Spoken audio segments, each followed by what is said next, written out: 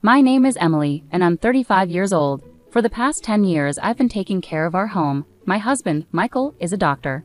We don't have any children, but we've been pretty happy. Then one day, everything changed. Michael came home late as usual and told me something shocking. I want a divorce. I'm marrying someone else, he said. I was stunned. What do you mean? I asked. We didn't marry for love, he added, and he was right. Our marriage was more of an arrangement. His parents wanted him to marry, and I seemed like a good match. We barely knew each other before we got married. The only thing we really had in common was our last name. Looking back, maybe I liked the idea of sharing the same last name, so we rushed into marriage, and for a while, things were okay. I never thought we'd end up divorcing after 10 years. Even though our marriage wasn't based on love, we'd been together for so long. But now, out of the blue, you want to marry someone else. When did you start betraying me? I asked, but Michael denied it. He said he met this nurse at the hospital about a year ago and was attracted to her charm. He said he was tired of living with someone as boring as me. I was shocked and hurt. How can you say that after all these years? I asked, but Michael was cold. He said living with me had been like hell, and he was done. I agreed to the divorce, even though it broke my heart. Then Michael revealed something else. We don't even need to go through the legal process because I never officially registered our marriage. We were just living together, not legally married. I felt betrayed and angry. Michael had kept this secret from me all these years, and now he was using it to avoid giving me anything in the divorce. The day we thought our marriage would be registered was actually the day it officially ended. I couldn't go because of an urgent matter, he said, but it turns out I never submitted it. Not submitted? Are you joking? We've been living as a married couple for 10 years. It's impossible that you didn't submit it, I exclaimed. Normally, yes. But I made that rule at the beginning. If you went to the office, everything would be ruined. When we got married, we made some rules. I, as a homemaker, would handle all the household chores. I was on an allowance and part-time work was prohibited. And Michael would handle all governmental and official matters. Why would you do such a thing? I asked. Because I was about to be forced into a marriage with someone I didn't love. I wasn't going to submit it easily. I was saving marriage for someone I truly wanted to be with. Then you should have refused the marriage proposal in the first place. I couldn't refuse. My parents are stubborn and wouldn't listen. What would have happened if I said I didn't want to marry? Plus, I wanted a housekeeper. I'm a busy doctor and can't often tend to household chores, so I decided to marry you as a housekeeper. It was a good deal for you too, right? You could eat well and have a roof over your head without working. You seemed desperate to get married too. Maybe you felt pressured because your friends were getting married. Even though we weren't actually married, you were seen as the woman who married a doctor. This 10-year relationship was a win-win for both of us. That's all it was, and it ends today. You should be grateful for the good times you had. Now you have to live on your own without relying on others. I can't believe this. Oh, and one more thing. Don't tell my parents about this. If you do something unnecessary, you know what will happen to your father, right? My father runs a medical equipment sales company and has a contract with the hospital where Michael works. Our marriage was how this connection was made. Michael was threatening me, implying that if I told his parents, he would sever the contract with my father's company. It's your fault for being deceived. How pitiful to be thrown out with nothing, he said, laughing. But the one who would be thrown out without knowing anything was actually him. I couldn't help but burst into laughter. What's so funny all of a sudden? He asked. I can't believe you became a doctor with that kind of knowledge, I said. What do you mean? He asked. I knew all along about your mistress and that you didn't submit our marriage registration. That's impossible. That's why I've been preparing, waiting for the day you'd bring it up yourself. I continued, I had a gut feeling about your infidelity for the past 6 months, but I lacked solid evidence to confront you. So I decided to hire a private investigator to look into your affair. The investigator told me, ma'am, there are 2 things I need to tell you. The first is that your husband is indeed having an affair. We got evidence of him entering a hotel with a nurse from his workplace. And the second is from their conversations. There's a possibility that you two are not legally married. Not legally married? What does that mean? I asked. I'd overheard your husband and his mistress at a cafe, the investigator continued. He said they didn't need to worry about alimony or property division since they never submitted a marriage registration. What? I can't believe it. We've been living as a married couple for 10 years. I don't know why he didn't submit the marriage registration. That's why he never let me handle any official procedures. Yeah, that seems to be the case. I can't believe this. How could this happen? It's unusual to hear about not submitting a marriage registration for 10 years, but it's not unheard of. This is too much. Am I just supposed to accept this? If we were never married from the start, there's nothing I can do. Not necessarily. What do you mean? Let's make him pay for deceiving you for 10 years. First, we need to prepare without him noticing, the investigator suggested. So I started preparing with the investigator to take action against my husband. So what if you knew we were never legally married from the start? Does that justify your actions with other women? Do you think you can avoid taking any responsibility? He said, trying to dismiss his actions. You called me pitiful for not knowing the truth, but it turns out you were the one who was pitiful. What do you mean? We're considered to be in a common law relationship on paper. So what? You might not know, but you can actually claim alimony and divide property in a common law relationship. What? He didn't know that not registering our marriage would come back to bite him. In a common law relationship, you can make claims. It's not widely known, but it's possible. Of course, there are conditions. From what I see in your case, it seems you meet those conditions. What are these conditions? The common law relationship is established based on 2 main criteria. First, both parties must have intended to marry. It's not just about living together, there must be a mutual intention to marry. This can be shown through things like having a wedding ceremony or being recognized as a couple by others. We did have a wedding ceremony, and our families and friends recognize us as a couple. So we meet the first criterion. The second criterion is living as if married. This includes sharing a household for more than 3 years. You've been living together as a couple for over 10 years. As a homemaker, you've obviously shared the household finances. This is recognized as a marital relationship. So that means if you can provide proof of what we discussed, you can claim alimony and divide property. I'm not an expert in this area, so I'll introduce you to a lawyer. You can work with them to bring him down. After consulting the lawyer I was referred to, I learned that I could indeed claim alimony and property division from my husband. I'm going to demand alimony and property division from you, I informed my husband, who turned pale. His confidence, which had been evident just a moment ago, was gone. But even if you can claim alimony and property division, you're just an unemployed woman. Do you plan to rely on your parents after being kicked out? He asked. Didn't I say I was preparing? I've already found a job starting next month. I've also found a new place to live. Don't worry about me. You thought I, a clueless homemaker, would be helpless, but the tables have turned. I'll make sure to discuss this with your parents, just so you know. Do you not care what happens to your father? If they want to break the contract, let them. Sure, you were the link to the hospital, but the contract continued because of my father and his company's efforts. Whether or not they keep the contract is up to them. Let's see if they'll break a contract just because the doctor's wife of 10 years was a lie. Try saying that. My father and I won't be affected if the contract is broken over this. It only shows the depth of their trust. We'll just find another hospital to partner with, I said firmly, taking out my phone. You're not calling your parents, are you? He asked nervously. That's exactly what I'm doing. Our parents think we're still married. It's only natural to inform them if this relationship is ending. To my surprise, my husband began to apologize. Please let me talk to them. Don't call. Why? You know how strict my parents are. If they find out about this, it's over. What does that have to do with me? Huh? You're asking me not to tell the truth because your parents are strict? Are you kidding? You could have refused to marry me from the start if you didn't intend to. After 10 years of a marriage based on lies, you're afraid of your parents finding out.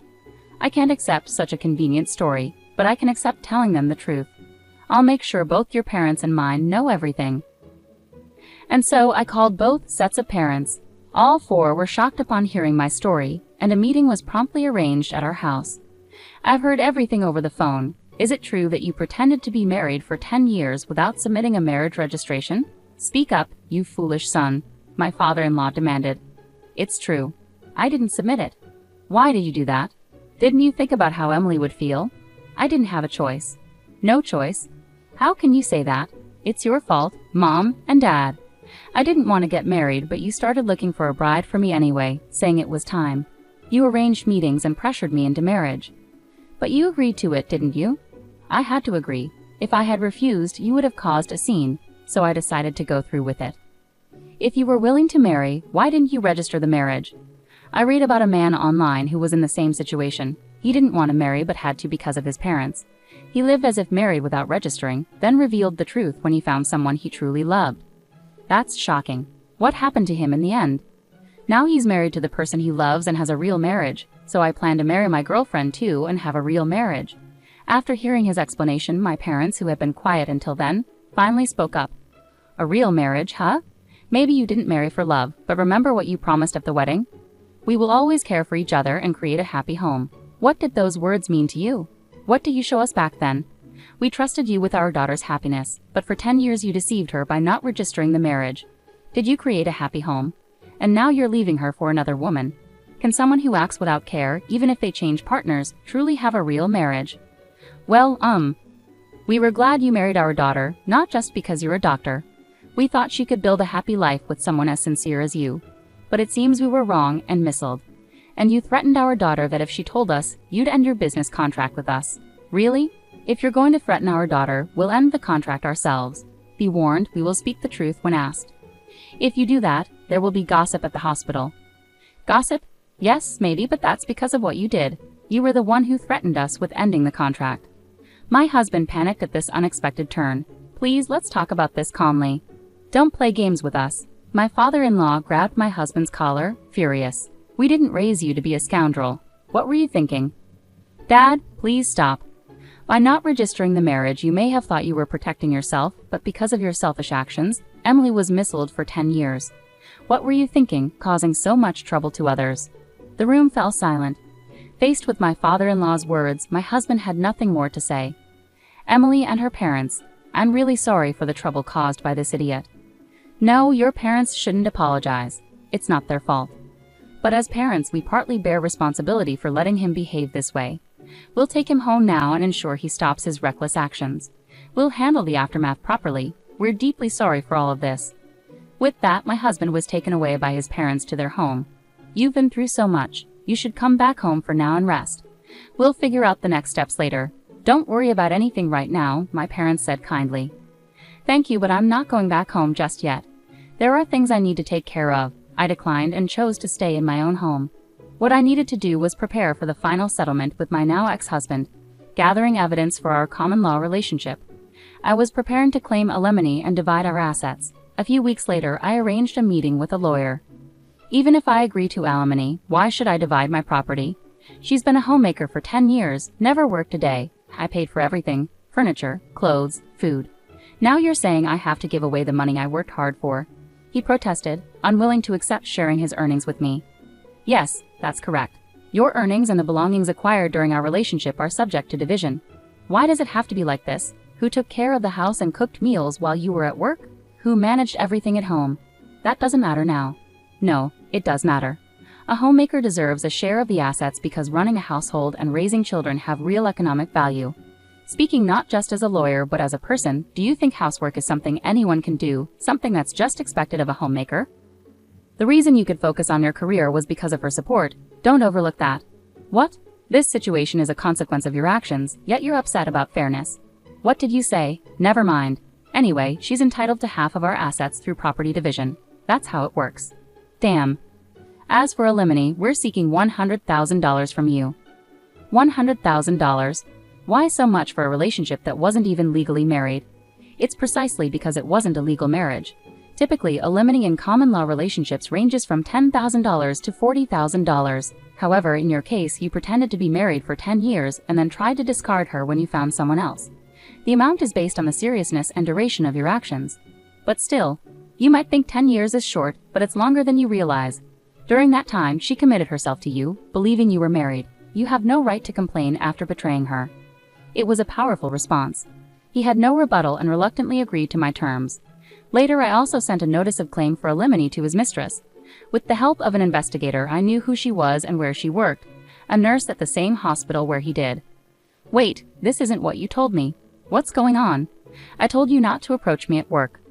I received this from your wife. You said there wouldn't be any alimony because we weren't legally married. What's going on? Later, I found out that in a panic after receiving the alimony claim from me, she confronted him at the hospital with the notice. All right, let's talk about this later, not here. There are too many people around. We'll both be in trouble if this gets out. I don't care about that. I can't afford this kind of alimony. You said it would be fine, so you should pay it. What? I'm not paying anything. You wanted this relationship. You said I was the one for you, that you wanted to marry me. Hey, keep it down. Everyone can hear us. Just so you know, I'm not the one at fault here. If you want to settle things with your wife, handle it yourself. Tell her I don't know her anything, and that you'll sort everything out. Wait. This conversation ended up exposing their affair to the entire hospital, quickly becoming the talk of the place. Then came the final blow when my father requested to terminate our contract with the hospital. I apologize, but we'd like to end our contract by the end of next month. Aware of the rumors, the hospital inquired, "Forgive me for asking, but is the reason for canceling related to Dr. Michael's affair? It's become quite a topic here." Yes, a nurse believed to be involved caused quite a scene. I never imagined he had pretended to be married for 10 years without actually registering. You mean he never filed the marriage registration? Did you know he hadn't done that? All I knew was that he was married and had an affair. What do you mean he didn't file the marriage registration? After my father's request, it came to light that he had deceived me for 10 years by not filing the marriage registration. This news spread among the other nurses. Dr. Michael deceived his wife for 10 years by not filing the marriage registration and had an affair with a nurse. How awful! How could he do that? Could someone really go unnoticed for 10 years? It seems Emily's maiden name was the same, and he handled all the official paperwork. That's concerning. The rumors spread not only among hospital staff but also reached patients, leading both Michael and his mistress to face cold stares. Unable to bear it, they both resigned from the hospital soon after. As my father asked me, "Did you manage to get the alimony?" Yes, I received payments from both him and his mistress. She resisted paying until the end, claiming she was also deceived, but the lawyer explained her argument wouldn't hold, and she reluctantly agreed to pay. That's good. What about you, Dad? Did the contract end up getting canceled? No, that's not happening anymore. He resigned, and because our company is trusted, the hospital asked us to keep the contract. We couldn't cancel it after they asked like that. That's a relief. Afterwards, I started a new life in a new place and found happiness. About a year and a half later, my ex-husband reached out to me. "Is it true you got remarried?" I had married a man I met through work, and somehow he had found out. I wonder whose number this is. You went through the trouble of changing your number just to contact me. Just answer my question. Yes, I got married. You betrayed me. Betrayal? We were never legally married, so I didn't think it would matter to you, right? That's beside the point. Exactly, things are different now. We're completely separated, so my marriage has nothing to do with you. Is that why you contacted me? After I said this, he seemed speechless for a moment, then he scoffed. Of course you're still unmarried, probably because you haven't bothered to file any paperwork. That's just like you. But he was mistaken. Actually, my husband isn't like you at all. He knows everything about your situation, so to ease any concerns I had, we went together to handle the paperwork. Unfortunately for you, things didn't turn out as you assumed. I can understand why you might wish for my unhappiness, given your own misery, but I'm sorry to disappoint you. We're happily married. I told him this and hung up the phone. I don't know what kind of life he leads now, but unless he changes his selfish ways, he's unlikely to find happiness.